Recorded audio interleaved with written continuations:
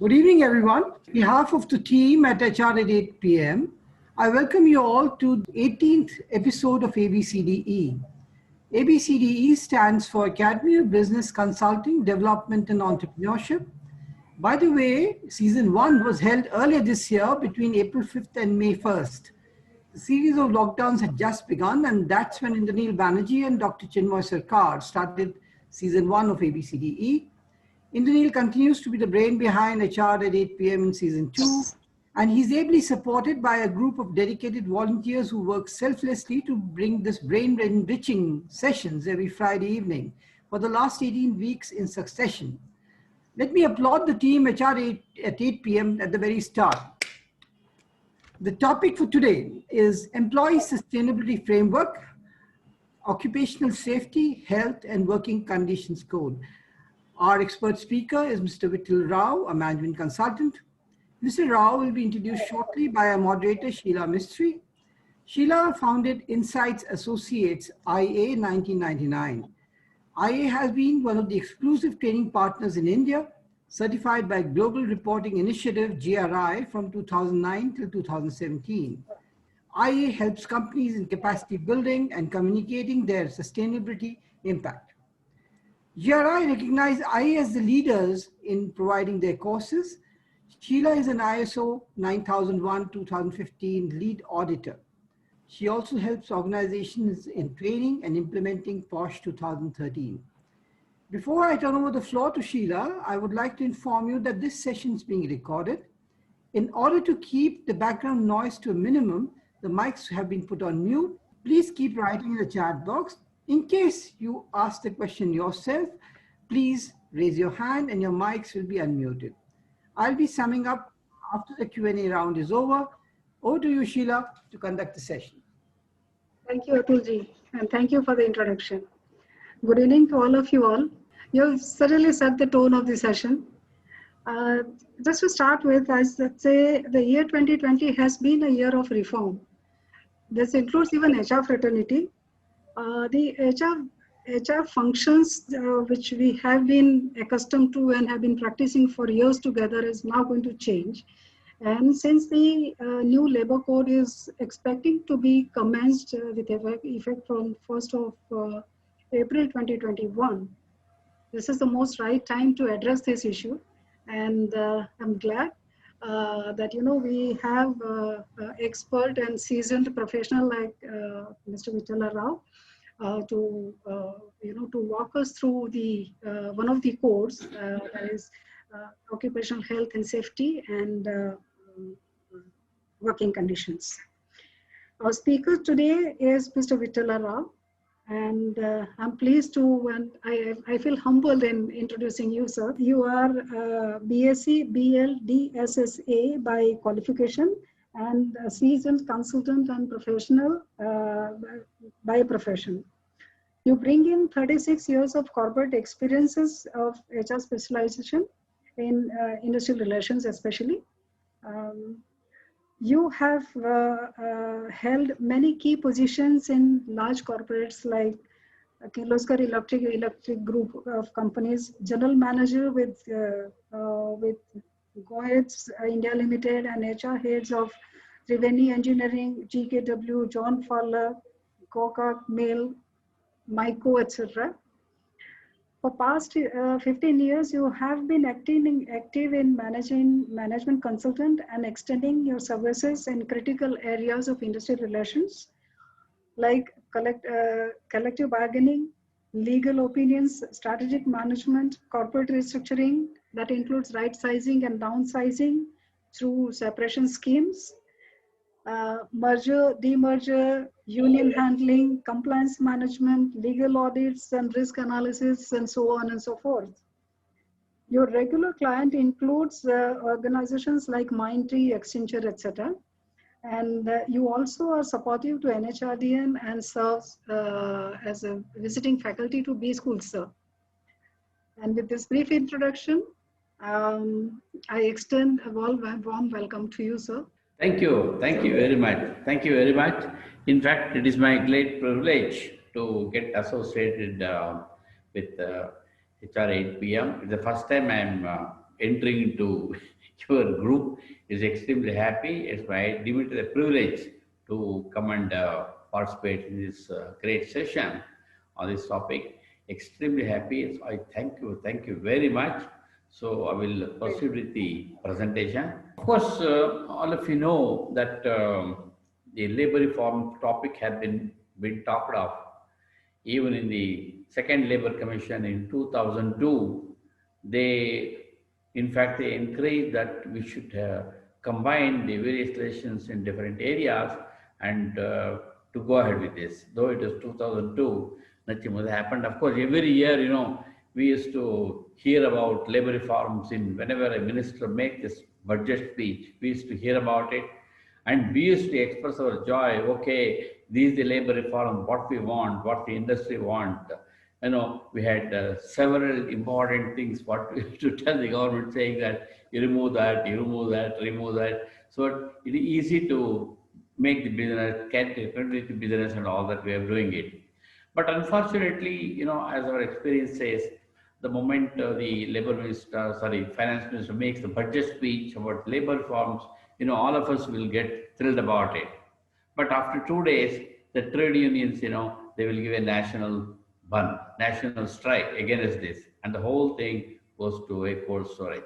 So this has been our experience all these years. But now, at least now, a time has come where the government has taken a lot of initiative in bringing out the 4 codes, which is important. As you know that all the 4 codes have been passed by the parliament and gazetted. It has become an act, but only thing is date of effectiveness is yet to be announced. That's, and of course rules have to be formed yet, and that's also will take time.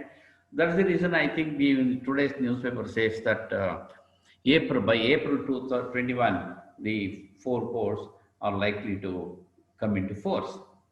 Now here, the thing is that if we interact, we can discuss later also at the end of the session how far these codes are going to be helpful, useful for an entrepreneur to ease out business. That we have to see this. Because of course I got my own different views because I have studied all the 4 codes and made presentations. But if you look at it, it's a difficult thing to say that it is in favor of the entrepreneurship. I don't think so, because most things are in fact, the intention is that to remove confusions in multiple definitions, make it transparent and all that. But how far the intention have been be able to come effect, that we have to see in this, then only we can understand this. So with this slight background, I will just take it. Of course, this is the 4th code, the Occupational Health and Safety and Working Conditions Code. Here, as you know, the almost 13 legislations have been brought under this code. 13 legislations have been brought under this code. And people who are familiar with the Factories Act or Mines Act or Plantation Act or any of this act whom we are involved, already we have gone through various propositions of the act and connected with rules. All of us have studied for the last 30 and practiced also more than 30-40 years. We practiced it, and it has become a very established industrial law, established practice has come today. But now with this merger of these legislations, how it is merged and all that, let's have a look at it. This is if you see this, some things are better, some things are confusing, and some things are in favor of the entrepreneurship. Sometimes some things it is not in favor of also entrepreneurship. This is the whole thing. So I'll just take you through a summarized version of the code, how it is connected. Now, as you know, it has got 56 definitions and 134 provisions and 13 chapters and subpart 6 it has got, and it consolidates 13 legislation as I said already. Now, if we look at, of course, this is only to consolidate the amendment and amend the laws regulating all what I explained to you just now I told you. But now the thing is that one important thing is the code is applicable to all establishments. Here, all established means what we say is that including the commercial establishments. So far, there is no law, there is no stringent law on health safety and occupational health safety and welfare conditions and all that. It was not available for most of the commercial establishments. You see, all of us are very familiar with shops and commercial establishment. In some of the states, some thing have been incorporated about the safety, welfare, a bit, little bit. But in some of the state government, if you see, it is not there. But now here a code has come where all the establishments are to be governed by these occupational health and safety regulations and working conditions and welfare facilities and employment of women. Everything have been taken care of in common to all the establishments. That is one thing. I think I consider this a welcome step. Because today if you take commercial establishment like for instance IT, ITAs, BPOs or any large commercial establishment, not much people, okay, the company may be taking care of them well, fine, that's a different issue. But the thing is there is no compulsion on anybody that they have to follow this, it is not there. But now a code has come where it dictates that you have to do this, you have to do this. So this applicability is there. Okay, now I'll just take you through a broad layout of the code. I'll just take you this. Now here if you see here, the first of all, right from definitions to employment domain, registration, duties of employers, occupational health safety, health and working conditions, welfare, registers, authorities, and employment women. This first portion is applicable to all the establishments. I told you already, all the establishments it covers. Now, in short, if I say this, you see, all of us are very familiar with certain, other than commercial establishments, legislation, like for instance, as I said already, the Factories Act, Mines Act, or Plantation Act, or Building Construction Workers Act, all these things, it does contain the duties of employers and employees. It does contain occupational health and safety. It does contain health and working conditions, welfare conditions, registers, authorities, and some restrictions on employment domain. It is there already. But now what happens, for us, it's very easy to understand. It's very easy to understand because already we have gone through these acts and very familiar with that. So more or less the same thing almost will be incorporated in this code in a little bit prescribed manner. This is the only thing. Now, if the separate subchapters they have made, subchapters are the contract labor, interstate migrant worker, mines, plantation, BDCR, audiovisual, building and construction, and Factories Act. They have made specifically for this. For this, there is a separate chapter which deals with this segment of industry.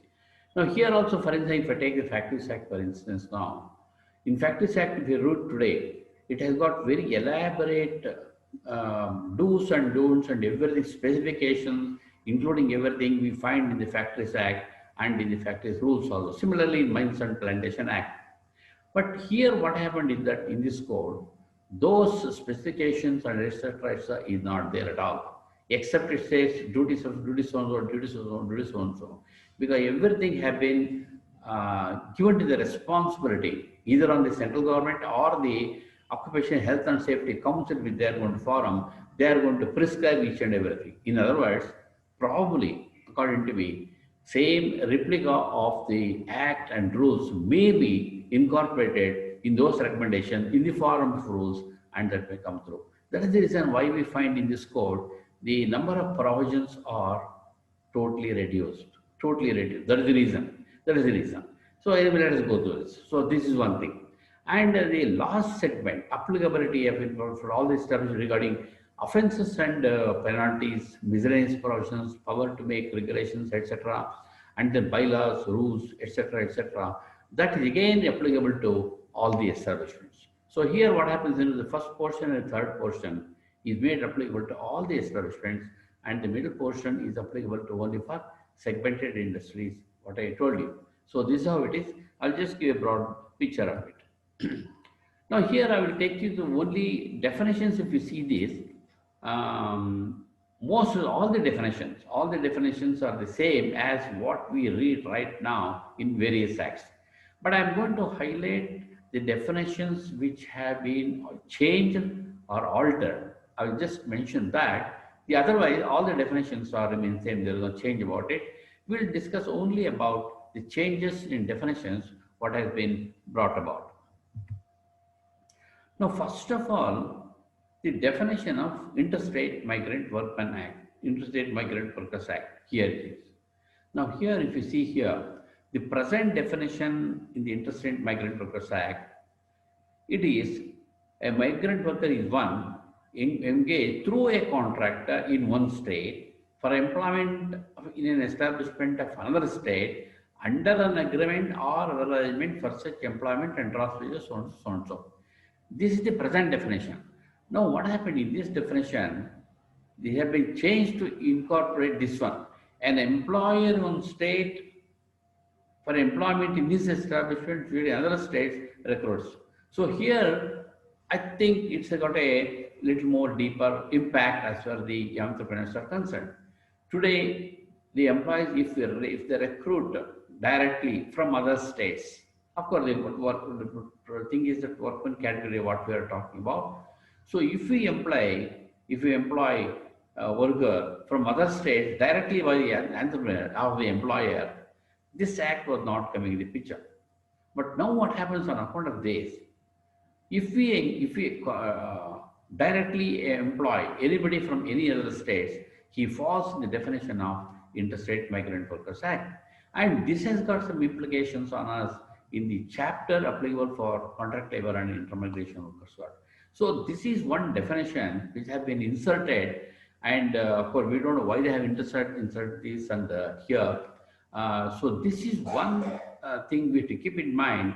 This may have some slight repercussions in our day-to-day workings. This we have to do. Here the definition of industry is same thing as what have been defined in the Code of Industrial Relations 2020. Of course, there also the definition of industry is exactly the same as what Supreme Court pronounced in Justice Krishna here in BW versus Rajapa's case. The same principle, in the sense that systematic activity, engagement of employee, and all these things, the wide definition, what the had, and in fact all the courts are also accepted, we are interpreting it. So same thing can be incorporated in the definition of industry. It means that it has got a very wide application of definition of industry. Now here definition of worker is also on the Code of Industrial Relations only. Now here also, if you see the definition of worker in IR code also, it is same as what is existing in the ID Act today. What is in the ID Act, the same definition here also pop it down. There is no difference in, same thing is there. But now here they inserted one more definition called employee. Employee definition they have included. Here, if you see the definition, it is inclusive of all supervisory, managerial, administrative, everybody is included.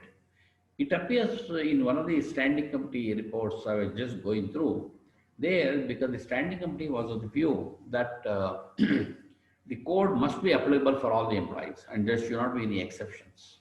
Because whether it is welfare or security, whatever you may call, all employees must be covered, and hence the definition of employee have been incorporated.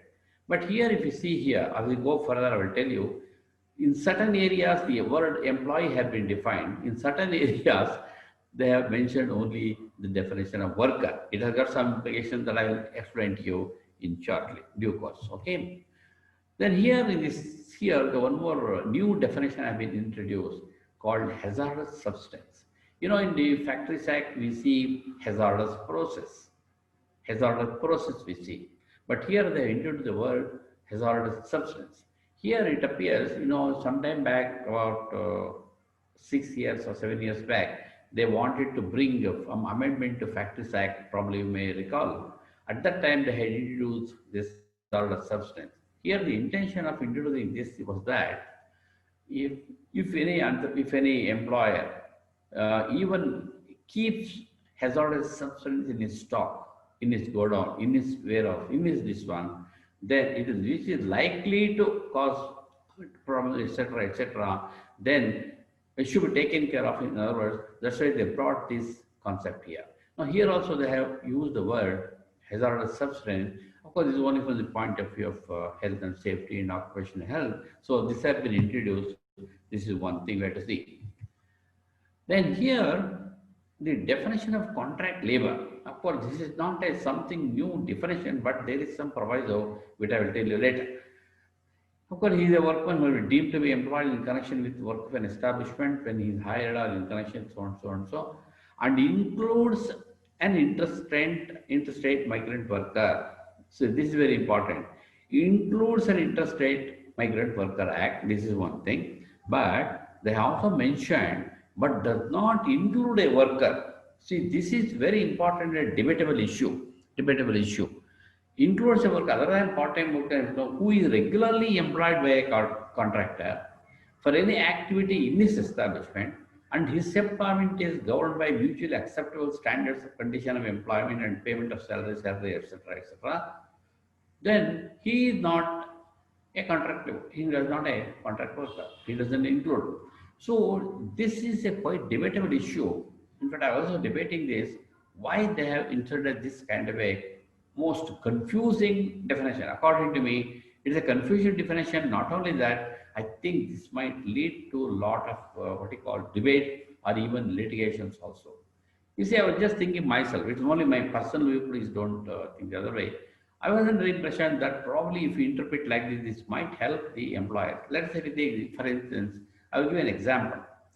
Let us take an example of a security agency, right?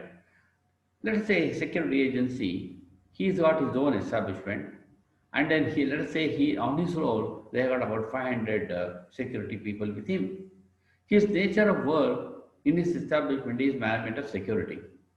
So for that purpose, he has got his employment, employ the security people, and pays the wages, blah, blah, everything is taken care of. Now, what he does, he deputes people to various industries. He deputation. You see, I say that I want 10 security people means he deputes those 10 people from his organization to our organization, right? Organization. Now, if this argument holds good, then what happens? The 10 people who are going to work in our establishment need not be considered as contract labor at all. Need not be considered. So this is my personal view on definition. I don't know if somebody can throw a good light on this. Excellent. So this is one little confusing and then not a very, very transparent definition. This is likely to lead confusion. So as I said already, I may be correct, I may not be correct. And this is the kind of thing. Okay, this one, let us keep it in mind. Then here, for the first time in Contract Labor Regulation Act 1970 came into force, first time they have defined what is a core activity of an establishment. You see, gentlemen, all of you know that the core activity or non-core activity has not been defined anywhere in Contract Labor Act. Of course, we are talking, we talk, we argue, we advance argument in the court, is a core activity, non-core activity, all these things, we have been doing it, but nothing except Andhra government had done amendment about 10 years back. They defined what is core and non-core activities. Other than that, no one has done it. Now, for the first time, they have introduced a core activity. If you see the definition here, any activity for which the establishment is set up and includes any activity which is essential or necessary to carry out such activity. So here, so it's very clear now. It means that it means that the direct activities of an establishment for which the establishment is created, so those activities will be called as core activity of the establishment. This is one broad definition they have given, and of course they have given some exceptions also. They have defined according to their non-core activity, like for instance sanitation, sweeping, cleaning, watch and ward, then canteen and catering services, loading and unloading operation, running hospital with for the purpose of the organization, education, training institution. All these people have come as what you call exceptions. According to us, it is a non-core activity. Courier services, civil and other construction activities, guarding and maintenance, housekeeping and laundry services, and other activities. It has come like that. Then transport services, including ambulance services, any activity. This is very important. If you see item number 11 here, this is one thing which is slightly important in the sense any activity of intermittent nature, even if that constitutes a core activity of an establishment, we can engage in the sense that it becomes a non-core activity.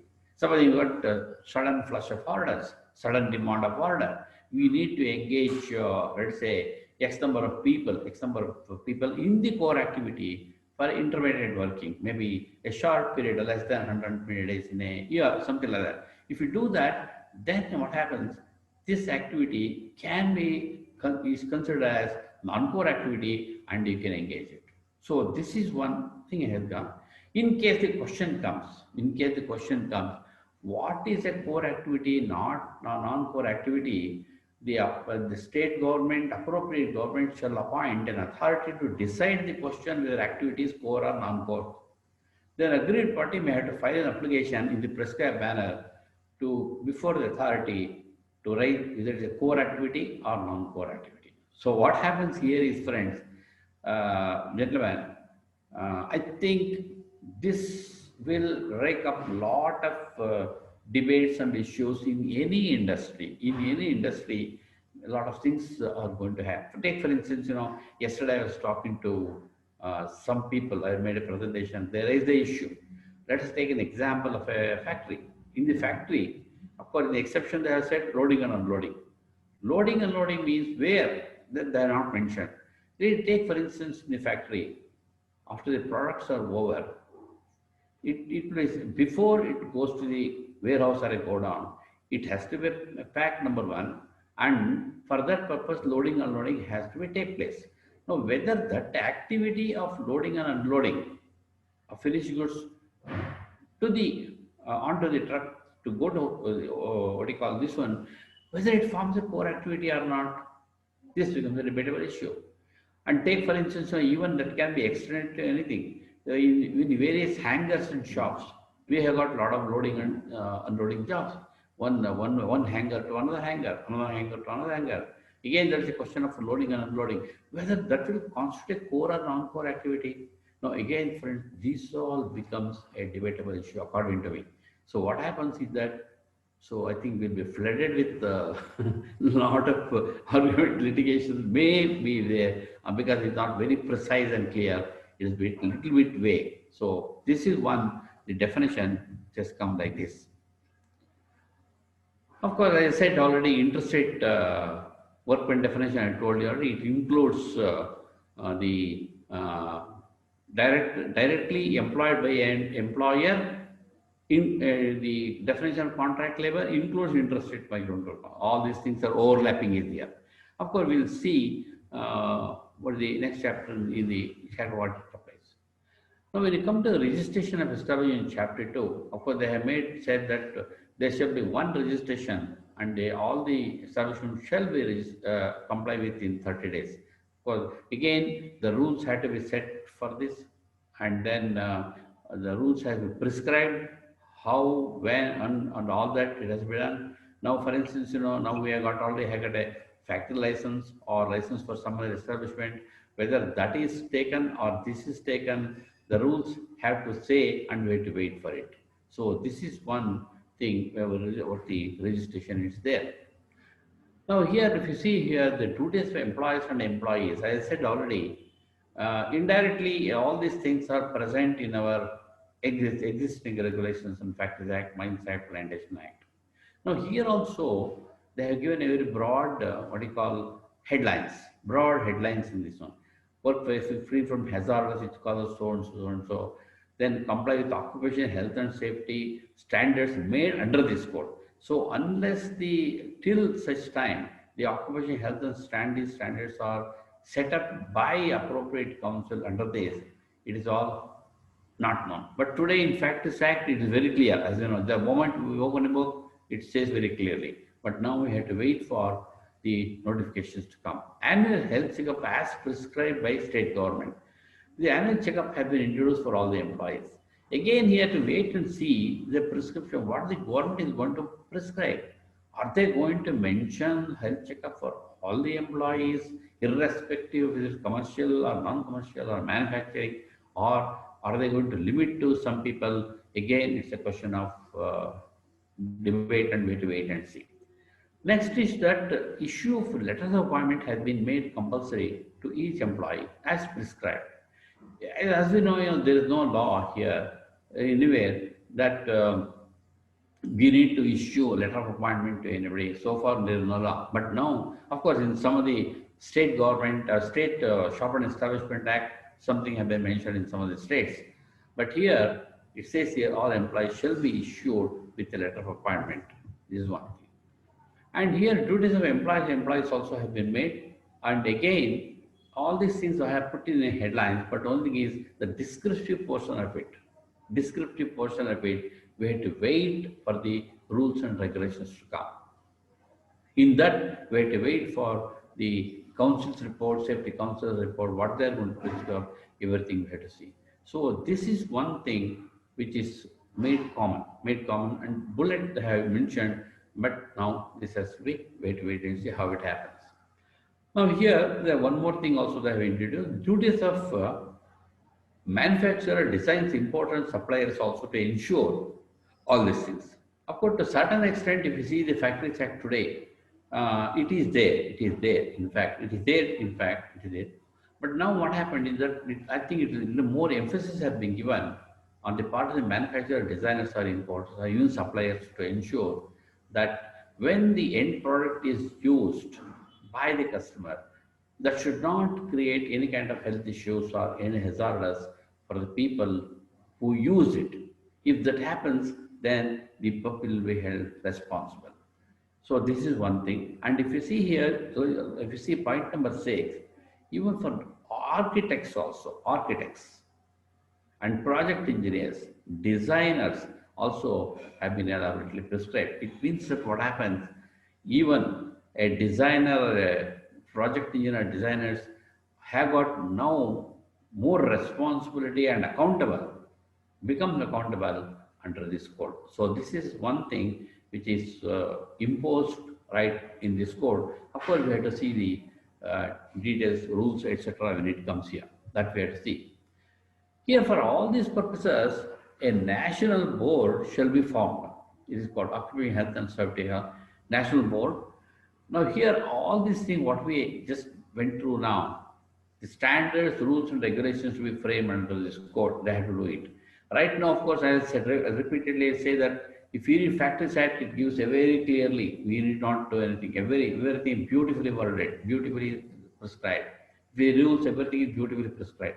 But now we have to wait for see, and are they going to copy down the same thing, or are they going to revise it? What are they going to do? That we have to wait and see. So this is going to be a very elaborate one when the national board takes up, and it is their responsibility. They have to do it. And of course, the constitution of national board also, they have been mentioned in the code for the representative for the people.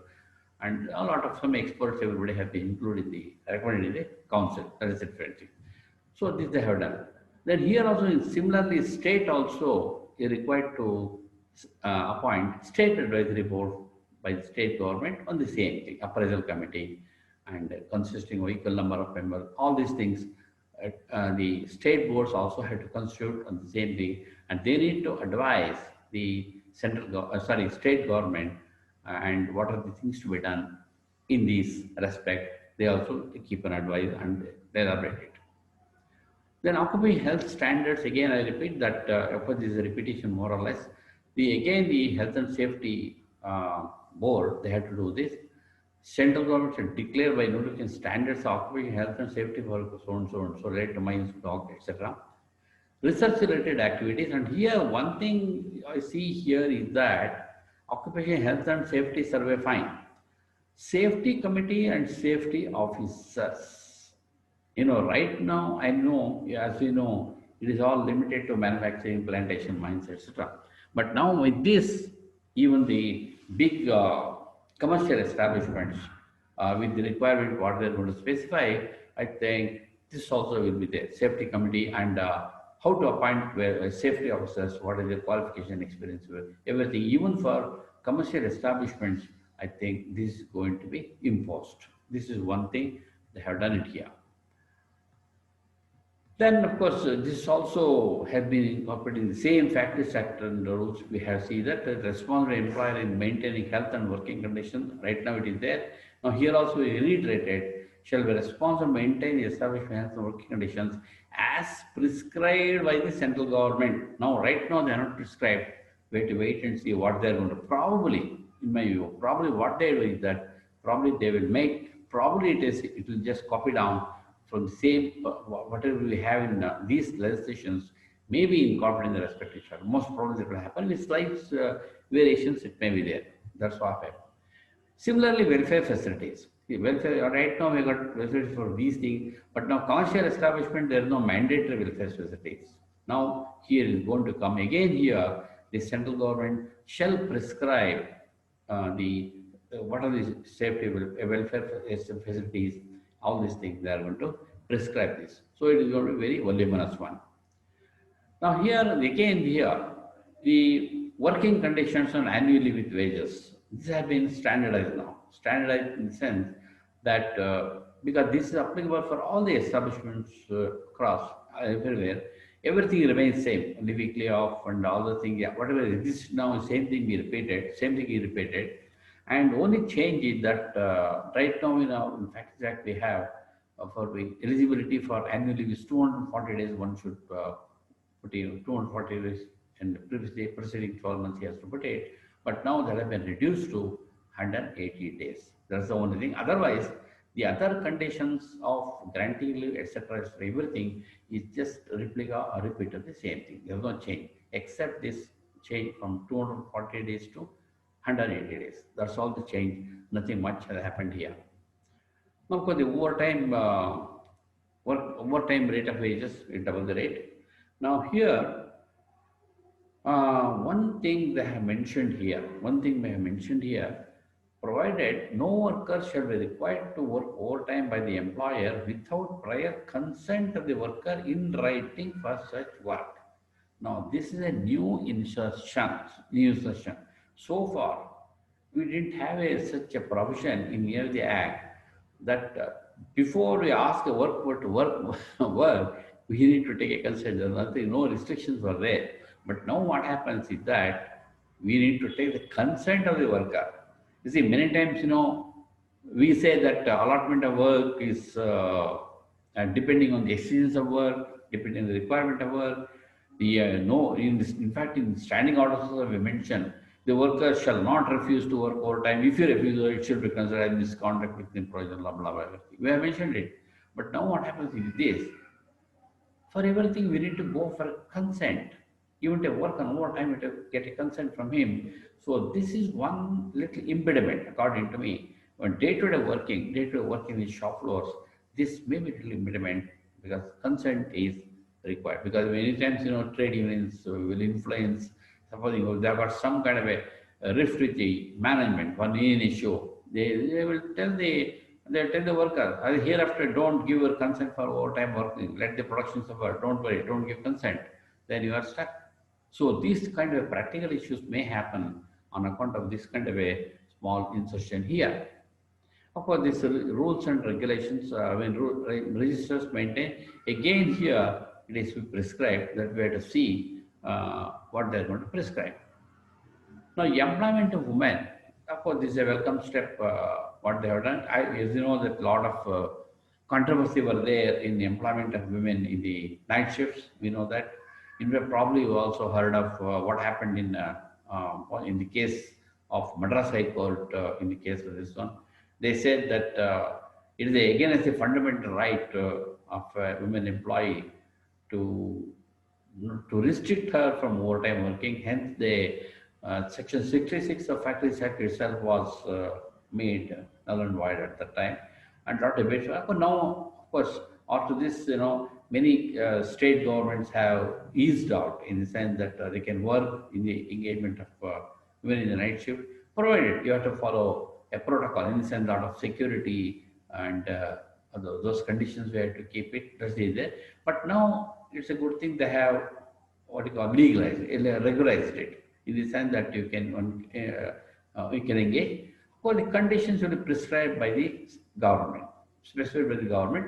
Probably what is same conditions what we are following now in various models. I think probably 99% the same thing will be there. I think that's a welcome step. That's good. Of course, prohibition when in dangerous operation, of course, is prohibited. That's from a various point of view. That's not correct. I think that's okay. That is fine here. Now here, what happens, under these chapter, what we have gone through all these things. Now, the state government shall notify the terms and conditions of these conditions, specifications, parameters, and steps and validation of equipment, machinery, etc. And records to maintain everything to be notified and prescribed by the central government or Occupational Health Safety Council or state council or state government. They have to prescribe. That is the reason, gentlemen, many of the provisions in these acts, we don't find that. That's why the number of provisions have come down because all these things are eliminated here. But now again, it is going to reimpose in the form of rules and regulations. It will come that way to wait to see. That's going to be, I think it's going to be big, voluminous document only, no doubt about it. Now we'll come to the chapter on the contract labor and interstate migrant workmen. Here one thing is out that the limit of 20 have been raised to 50 to register and license the contract worker. From 20 to 50 it has made. I think let's say, okay, liberal view. And the state government also has the powers to either to reduce it or increase it. They got in powers have been given to them that has to be taken care of. This is one good thing. Now here, the contractor who falls required to take license from authority. Now here we have to wait and see what are the conditions they are going to prescribe by central government while giving a license. That we have to say it and see what are the conditions they are going to put.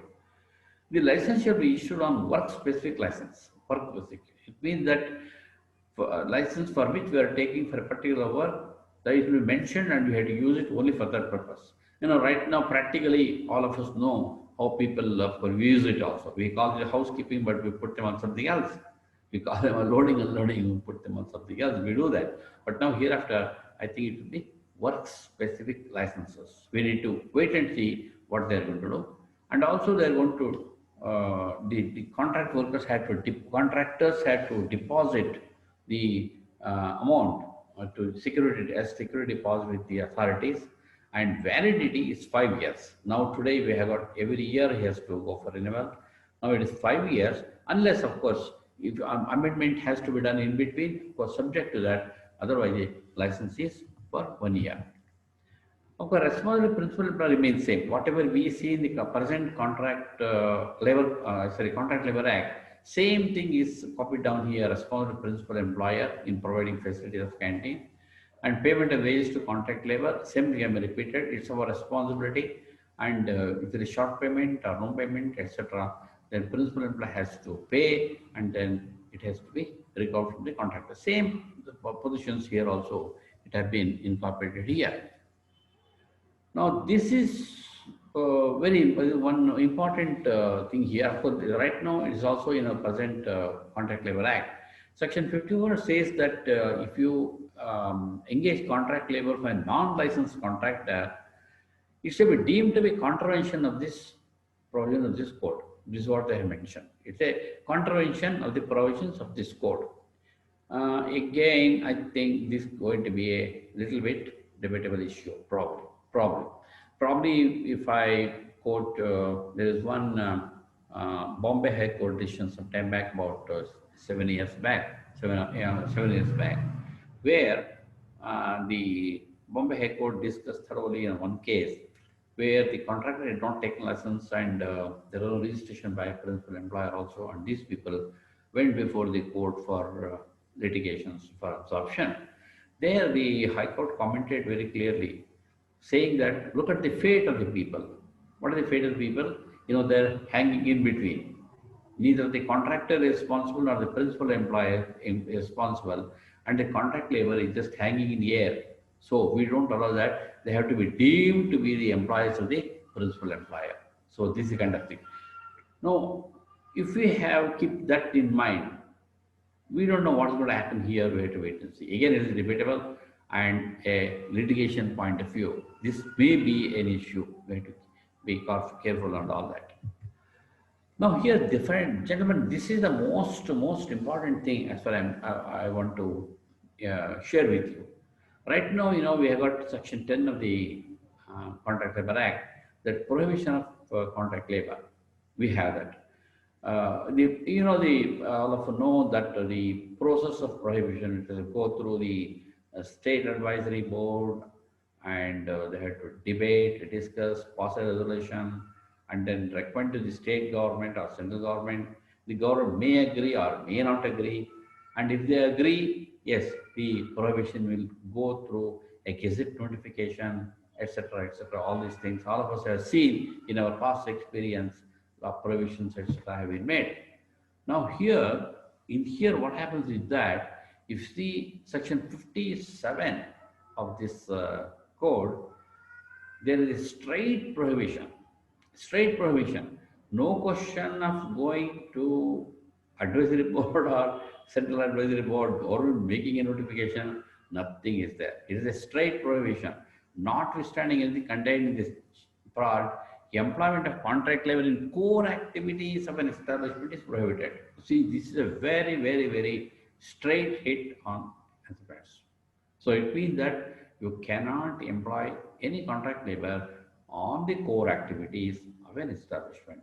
So this is a straight system. It means that I think this will have a lot of repercussions on whatever things for the employers in all areas. This is one thing which is going to hit. Of course, they have made some exceptions.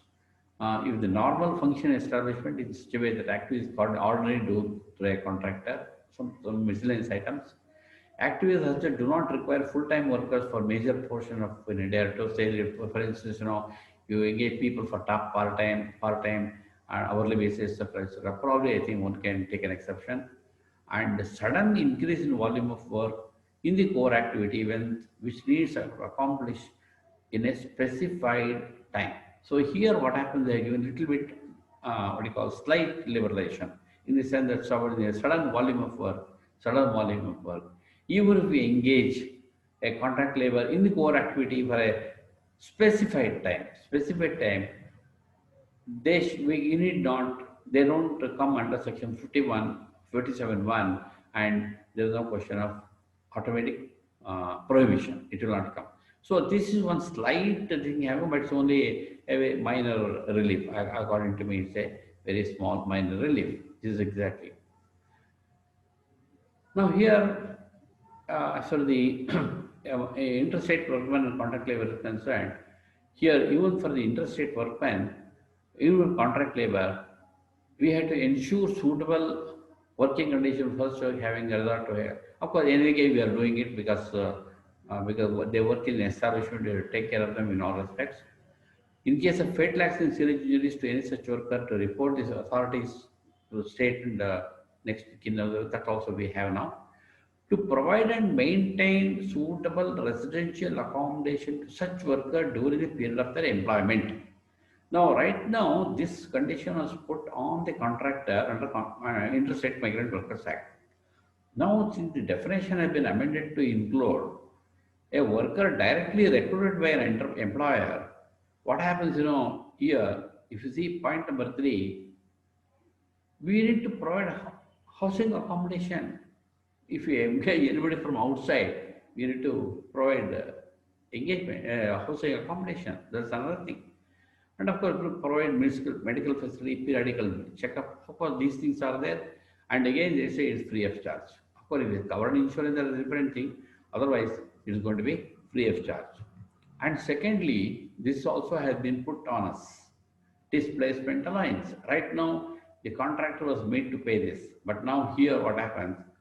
The by employer through contractor, displacement allowance, then journey allowance, all these things, it is an additional responsibility for the people. Maybe it's a good for the worker, there is no doubt about it. It's for good for the interstate workmen. All of us have seen in the COVID thing, what are the interstate workmen suffered quite a lot. That's a different thing, but that's a good thing. But only thing is all these things create heavy liability on the part of the employer. This is one thing.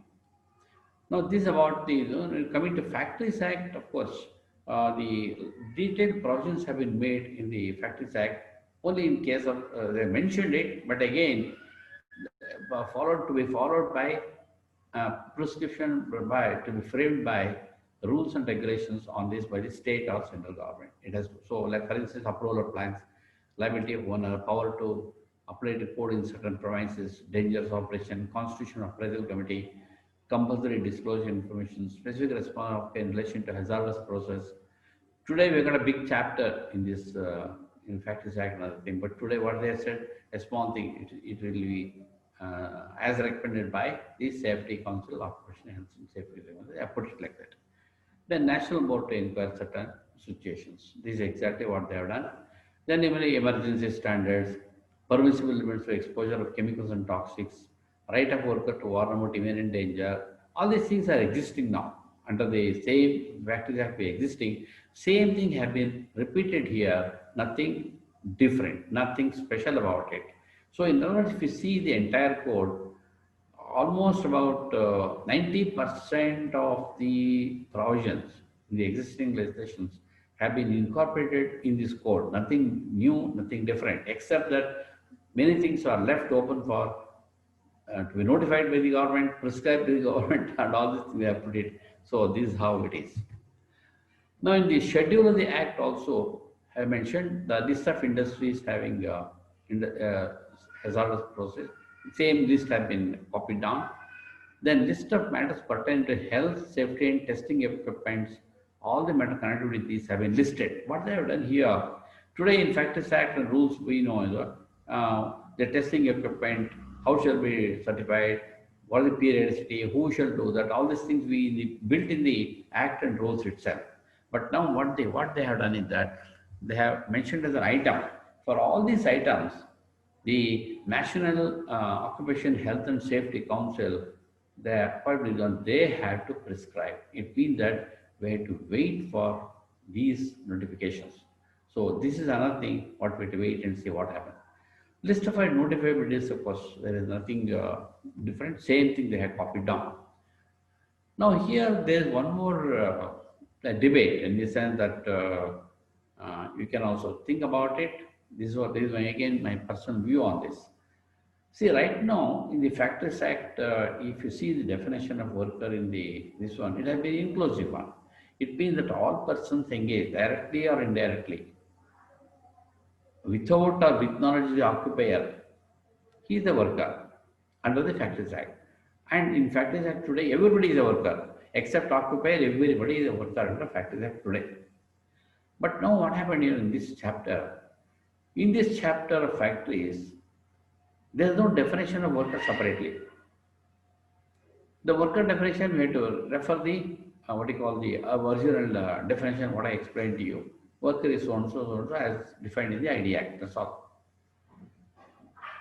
Now here, in the other thing is that the word worker has not been mentioned in this chapter at all. It is not mentioned.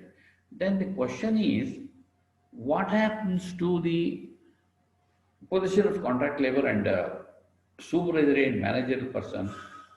Are they going out of the purview of this application of this chapter? Is a big question. Is a big question. I don't know why they have done it. So this is a big question, and this is one anxiety. Second thing is that this is also what I have noticed is a point to be noted in OT payment of OT allowance.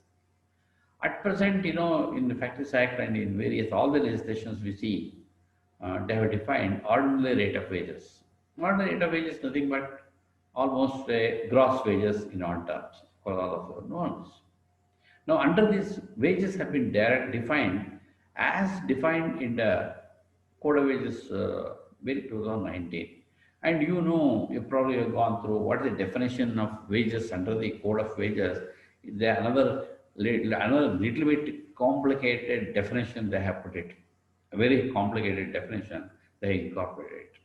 If we, according to that definition, according to rough estimate is that it amounts to almost 50% of the gross shall be the wages as per the code. Approximately, I am telling you, 50%. Today, what happens in the OT allowance? Again, I have mentioned what actually based on the wages. So, wages definition we have to go by this one. So, it means that we have to pay on 50% of the gross. Look at the present definition, it's almost the gross. So, don't you think the worker will get less in the OT payment? So, when they see that we are going to get less amount on the overtime hereafter, and again there is a consent for them to work on overtime, the apprentices are, do they come for overtime work at all? Why they will come? So this becomes a debatable issue. This is my personal point of view. People can definitely debate and contribute on this issue, no doubt about it. Of course, the penalties are very severe in these chapters, very severe. Of course, in all the courts, the penalties are very severe. Here also very severe. It talks about always tax about 2 lakhs, 3 lakhs, imprisonment up to 5 months, 6 months, and even 1 year in certain cases. So the penalties are extremely severe. But of course, they have made one provision for certain things, a compoundable one. It means that it's compoundable. One can always decide, pay a certain amount as compromise, and then we pay and pay benefit. This is one thing. It's compoundable. And of course, the common license for the contractor and factories in section 111 I have mentioned. So here, I think we need a lot of clarity in the rules and regulations. We have to see this. So this is one area where we have to see. See, gentlemen, my request is this. When the draft rules are announced by the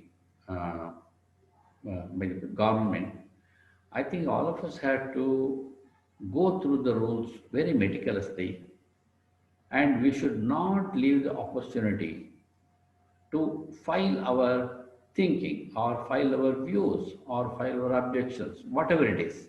I think it is our duty to bring it to them, bring it to the knowledge, extremely important. Probably, for instance, you will also see even the, what you call, under the Code of Wages Bill and the Minimum Wages Act, if you see the rules, they have listed only blue-collar employees in the schedule. Now, what happened to the white-collar people in the code? These are certain things. A lot of anomalies will come. We need to object. So here, my gentlemen, my request is that when the rules comes into force, comes into a draft position, then we need to thoroughly examine and do whatever we have to file our objections. We need to move on this. So this is a broad, broad layout of the entire code I have presented you, with highlights of what is some conclusions or do's and what is apprehensions and what is this. All these things I have just put you behind this. Of course, nothing much, because everything has been copied down from here to here, nothing much to carry out. But this is the broad thing I have done in about this time. Now, I think I leave it to the floor, then you can give your views and then we can discuss on that. So thank you very much for having me a patient hearing. To start with, I will just request Vittala ji to kindly enlighten upon because there will be so many clarifications that will come into the rules, that forthcoming rule, which is expected by next couple of 3 months. Yeah. So that is one way. But as a whole, as you are into the industry for more than 4 decades, what is your general take? Because all the acts which are almost running for 70 years, okay, yes, those are being, they are clubbed together. Yeah. And now we have also Contract Labor Act, which is also early 70s, 71. Yeah. So again, that is also 50 years old. Yeah. So all this 14 acts are being clubbed for this code. Yeah. How you take the industry is taking help out of these things? What is your take? How industry is going to be? Yeah, see, the thing is here, for instance, the main purpose of the central government was to, number one, to ease out the business by eliminating what they say that number of returns, number of registrations, number of documents to be done, and it should be definition, everything should be very transparent and clear. That is the intention of the code. But according to me, if I see all the codes, including this code, I think the purpose is not served. I'm telling you, because if you see any of the, it's not transparent at all. All the things what I have quoted you just now, everything is highly debatable, and many things are not in favor of employer because it will not, it is not objected towards the doing is easy business. You're doing the easy business. That's what they say. But I don't think any of this thing is happening because everything, whatever you take it, it's again. Actually, there are no necessity because, for instance, now all the, as you rightly said, all these licenses have been established in India over a period of time, and then all of us, including trade unions and the workers, everybody has become an expert in the present area, and there was no difficulty expressed by the employer. What employer said that was that, okay, we need to have a lot of relaxation in terms of okay, hire and fire or everything. That's exactly what we are talking about. Even that, of course, except a small portion of liberalization has been given from increasing 100 to 300 people for layoff or retrenchment. Otherwise, nothing much. All restrictions are still there. If you take Section 9A of the ID Act, the same thing has been copied down here in airport also. So that way, it is not that beneficial, and it is going to be. So, sir, if it is not beneficial for the employer, Yeah. Is this code will be benefiting the employees? Definitely. Because let us take the example of wage code bill. Of course, though it's not the topic today, I'm just telling you for this. Wage code bill. Wage code bill, I'm telling you, of course, it's a good thing, no doubt. I mean, everyone should get the fair living wages. There is no doubt about it. That's a different issue altogether. But unfortunately, what has happened is that the formula what they have suggested for arriving at the floor level minimum wages is based on the criteria of Dr. Arkwright, which says a 2007 calendar supply, etc. All these things they have said. Now it almost come to what you call is a need-based minimum wages, according to theory. The need-based minimum wages must be based on two things to be always taken into account. Number one is the productivity of labor, and second thing is the capacity of the employer to give. See, that is totally absent. Now, another thing is what they have said in the report, they have removed all the scheduled industries. Right now, we have a different industry. For instance, even cottage industry, small scale industry, bigger industry, whatever. We have different rates of minimum wages depending on the nature of the industry. But today, what happens on this? An unskilled labor, let us take in a very MNC, and an unskilled labor arranged by a garage owner or a small owner, it is same. Here, look at the capacity. Whether the people can afford this is a question. See, from this point of view, of course, no doubt about it, does a good job, good thing for the workers and living, that's a different issue. But how the industry can sustain this one? And even to take the bonus act, they are not even mentioned what is the limit. They are not mentioned what is the criteria. Everything left. Like this, Okay, sir. Okay, sir. I understand. So my final, this related questions is, if it is not favoring the employer, it is favoring the employees. Yeah. In between the HR professional, or more specifically, the people who are handling the IR of the organizations. Yeah. They now they will be in the crossroad. Yes. How to negotiate on behalf of the employer, and also to protect the interest of the employees which is in rising. Okay. Yeah. So how it will be impacted the HR professional who are handling the IR of the organizations? Actually, in fact, you brought out a very, very important issue, very important issue. Here, actually here, if I talk about the role of us, the role of HR is going to be very, very responsible. Because what happens in this situation, the HR fraternity have to, there are middle between the employees and the business. That is the kind of thing. It's not employees and the management. That concept is gone. Today we are a link between the business and the employees. Employees is including everybody, including the management. So we have to link that. So here what happens, the thing is that how far the HR will inject the business needs into the employees, including the management, is the toughest responsibility for HR. It is not a mechanical one. It's not a mechanical one. Because by business, what happens, one has to forecast what is going to happen next 3 months, what is going to happen next 4 months. Then how do I prepare it? How do I prepare the strategy? Then how do I convince the people?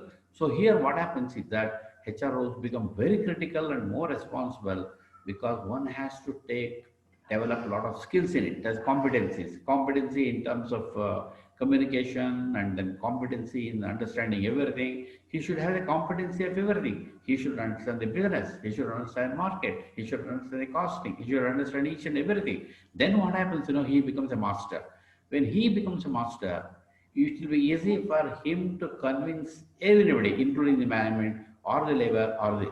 So what happens? He has to play a great role in understanding the whole thing and transmitting in his own skill and techniques by what you call developing emotional relationship with everybody, and it will be highly transparent and highly pragmatic. It's a great role. This is exactly what I feel the role is going to be. It's not that easy. Do you think the transition is going to be smooth between existing enactments and the codes? There will be a transition. Yeah, that's true. So would that be smooth? I guess it will be challenging. I know it's a very, very tough question what to ask you, madam. The thing is that I think it is going to be, it is not going to be easy. I can tell you very, very clearly. It's not going to be easy because what happens, let us take the example of today, the topic what we have talked about, the abolition of contract system in core activities. Now, let us take the example of course, in Bangalore, I'm telling you, of course, in a way which is there. In Bangalore, there are many, many big auto industries where they're engaging almost 50% on the production, the contract labor. On the 50% of the people they're engaging on contract labor, and big MNCs in Bangalore, they're working like Honda Motors, there are so many people. Now, what happens when this comes into picture? The first thing will be the trade unions will take up that. So look at this section 57(1), you can't. So we have been asking you since a long time, you please do it and absorb it. So what happens? This is going to be a major challenge. It's a major challenge. I don't know how the industries are going to face this kind of issue. This is one thing. And secondly, in terms of wages also, because what happens, even the fixation of wages on this elaborate formula, of course, they have made region-wide recommendation, but again, they have to be reassessed. And again, we have to go for urban and rural validations. The thing is that how far the trade union leaders are going to appreciate and understand the formula, even an ordinary worker, how will they understand that? So this is a major challenge. Now forget about them, even for us also, even for the management also, we need to understand the whole mechanics. We need to understand the whole for how they handle it. So according to me, the transition will not be that smooth. It will not be that smooth. I think we'll have a lot of rough weather, I think.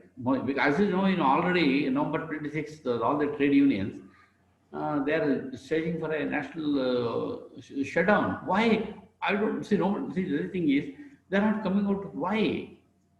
Why? No reason is given. They say we'll go on dharna, we'll go on dharna. But why? What is the reason? They are not coming out with that. See, the emotion, what happens, the transition will be, according to me, it will be a very tough one. The thing is, the HR fraternity has to roll their sleeves and hone their managerial skills, I guess, you know, Yes. to bridge between the employee and the employer. Yeah. So that's going to be tough task. Very tough. Now, I go one step further. I said already, a HR will be between the business and the employees. Yeah. It not between management and employees. Now, business and employees. Many times, we have to advise the management also to what is right, what is wrong in terms of business. That's the kind of thing. Look, how will this work, especially in this, post-pandemic when people are saying there will be a lot of work shifting to home? Yeah. So, and like say you talked about a designer and an architect as being the new definitions that have come in. And those people will in all probability be working from home if this thing continues for some time. Yeah. How will this act apply for people at home who may be doing office work, and if they have an accident, what happens? See, here I can roughly tell you what is the position. In the sense that today people are working from various sectors of this one. As you know, it's very common. But now what happens, and if you need the legal perspective of this, the working from home decision is nothing but a notional extension of workplace. That's all. A notional extension. Instead of sitting in a premises, he is working from home. That's all. He is like an out worker. So what happens, even though a person works at home, we will be responsible for any kind of happens. We will be responsible. For instance, he may undergo a lot of stress while working home, or he may, because sitting for a very long time, he may get probably he's not sitting in a proper place, he may get a lot of back or related issues he may get. So those issues will be responsible. But of course, now today, industries are not focusing towards that, but now a time has come.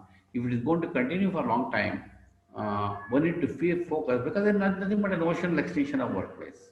So it will be there, there's no doubt. Yeah. Yeah.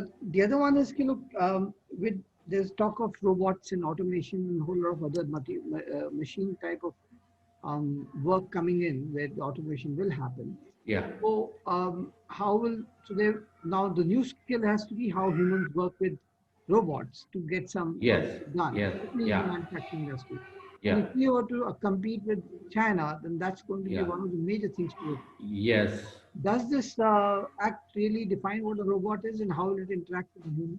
No, unfortunately, the courts have not eased out the problems of employers. I can tell you very simply. Because, of course, right now, we have learned ourselves for the last, right from 1991, we have learned how to automate, how to rationalize, how to report. We have learned by practice, by change management. By adopting change management practices, we have been doing it because we talk very frequently, talking, convincing, talking. We have been successfully doing it. I think the same thing has to continue, because the law has not helped the entrepreneurs at all in this code. If you take the code, an IR code, the change in working conditions, what is in section 9A in the present act, same thing has been copied down there. So it means that if we don't want to discuss with them, officially want to declare, means again have to go through a notice to be given, and all litigations will start, everything will start. So here is an ongoing process. But I think we have to continue our own change management system to prosper and live, but we can't depend on this code. This will not help. The third question is on, you mentioned about the code activity of an establishment. I mean, that has to be registered with it and supposed to follow this. But then entrepreneurs, especially startups, they are supposed to pivot a lot, changing market conditions. I mean, for an organization like say Wipro, it started off as an oil and a soap making company and landed up in software somewhere. Yeah. So how does this thing would apply in the current environment if a new Wipro were to come in? See here, as I said already, the whole debate takes place. X activity, is it a core activity? You see, we have to narrow down that. You see, in fact, I go into the extreme of this one. I was just imagining myself yesterday. Let us take the example of a software company. In a software company, what happens is we have got software engineers who do regular work, etc., etc. And also, we entrust certain work to contract labor also by way of sourcing. They also come and work. The type of work what they do, those people what they do in the same premises. Now, whether that activity is a core or non-core, so this becomes a very, very critical affair. Very critical affair. According to me, yes, it means because he is also a software engineer and he is also a software engineer. Definitely, it's a core activity. Then what happens? So, like that, what I suggest is that any activity we need to thoroughly examine and correlate with the business, with the main activity of the purpose of the establishment, how it is connected, whether we can bring some kind of a linkage, where to develop some kind of a logic or steps to address this. Then we can strengthen our position. Otherwise, this becomes a debatable issue, and then, as you said, it becomes a big problem. It's going to be a big problem. During this pandemic time, the IR problem will increase. And will this code help to pacify the same? No, I don't think so. Because what happens, I tell you, whether this code is there or not, we have to manage IR situation in a way what we are doing now. Particularly pro-COVID period and particular period, handling of IR is extremely important, because here what happens, we need to keep the aspirations or emotions of the workers and the union at a low level. That's our job. Second thing is that in order to address the business requirement, we need to think of what you call flexibility in deployment, multiple operations, multiple this one. So this we need to focus on, and cost reduction. See, what having pandemic, that's the kind of thing. So here the code is not going to help us, but our own what you call strengths in handling IR situation, what we have done so far, it has to be a little strengthened, particularly in pro-COVID areas. It has to be more strengthened, because nobody can afford a shutdown or a problem in this COVID area, because every day is important for the business. Every day is important. We can't afford that. For that purpose, not that we compromise, but we need to manage the IR interruptions. Is a very critical affair, very important during this period. Yes, sir. I have one question. I belong to safety profession and in IT industry. Actually, sir, I missed the first part of your valued session. So sorry for that.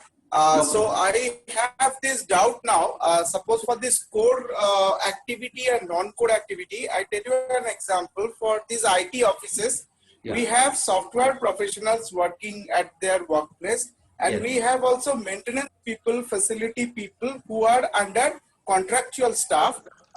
Kind of they are maintaining DG sets, facility, sewage treatment plant, and all these utility area. So will there be any difference of, like safety provisions of the workplace given to the direct employee, which are for the kind of like software professionals, and the safety provisions from the employer responsibility point of view given to the contractual employee who are relatively towards the kind of a high risk, exposed to the high risk one? Definitely, because what happens, see, there are two things. One is that it is number one, if you see the early portion of the presentation, the employee is responsible for safety, health of everybody. That includes everybody. It says employee, but that's a different thing. Now here what happens, even otherwise, we have got a vicarious liability to take care of this. Let us assume that the code is not debatable. But the thing is that the question is vicarious liability. Because that X, who is the contract worker, he is doing the service for the company, for the business of the company, whatever the name, whatever the nature of work he do, he contributes. It means that there is a vicarious liability. It means that for any do's and don'ts or any injury happens to him, vicarious liability says that the master will be responsible. It's a question of master and agent, master and servant context. This is an old legal theory where we become responsible. So here also in this context, definitely, although he is working a non-core function, non-core area, we are going to be definitely held responsible for all these things. Definitely, there's no doubt about it, we are responsible. No more questions now. Can we request Atulji to sum up the session, please? Yeah, thank you, Sheela. Mr. Rao, what do I say? This is so much of wealth of information. I don't think I can sum it up really, but I can just give you, or to the group itself, my own observations that yes, this act is like 56 definitions, 134 provisions, 13 chapters, 6 subparts. Oh my God, that's quite a lot to assemble anyway. And I wouldn't like to kind of go on the basis of what you have said. The recording will have all the presentation that you have made. So I won't get into that. What did concern me, and I think everybody should be concerned about, is of course the many things are yet to be prescribed by the government. That's a pretty serious issue, and I think it should not have been left hanging. The definition of worker is causing a concern. Yes, very much so. And the overtime work requires prior consent in writing, may lead to some very practical issues, especially when we are all really getting very enthusiastic about taking over work from China. And some of this requires an easing out and ease of doing business, as you said earlier, that we need to kind of get these things done. And the question that I raised about being, worker with robot, etc., that's a future-looking statement that we need to incorporate in our laws. And in fact, I did not see that come through. Of course, you have given me some explanation regarding it, but then as an HR community, I think this is a bit of a challenge here to take forward, because if we can't look into the future and match competing other countries, I'm told Vietnam is really doing pretty well, but we need to relax our laws and make it easier for our business to carry on. And India has that potential with this demographic dividend, etc. Skilled people and ease of movement of labor from one state to the other. All of this has to happen with a nationalistic viewpoint rather than just protecting either the employee or the employer. It has to be more holistic. I think that's one impression I got. And thank you very much for enlightening me with this information, because I did not have this when we all started with this talk. So thanks for your time. And Thank you very much. expertise. Thank you very much. Thank you everyone for giving an opportunity to share my thoughts. Thanks a lot. Thank you. All the best. Thank you, sir. Yeah. And thank you. a formal vote of thanks. Okay. Can I invite Mr. Anindya Chatterjee, please? Thank you, ma'am. Thank you, Indranil. It's a wonderful program. Thank you to all audiences, and thank you to Rao sir. Thank you very much. Thank you very much. Good night. Good night. Good night. Yeah. Namaskar. Have a good week. Namaskar. Thank you.